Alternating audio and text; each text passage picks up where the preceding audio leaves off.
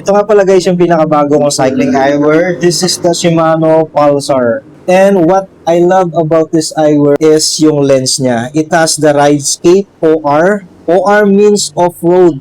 Yung lens nito especially tuned for off-road na pabago-bago yung scene, mapaaraw, mapadilim man siya. Binablock niya yung sunlight glares, tapos binuboost niya yung clarity ng image na nakikita nyo sa paligid nyo.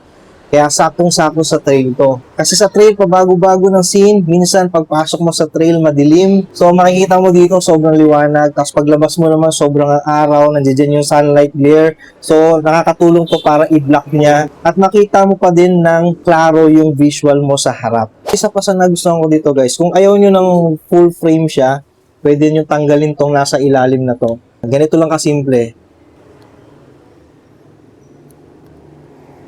Ayan, natanggal na siya. Kung ayaw yung may frame sa ilalim.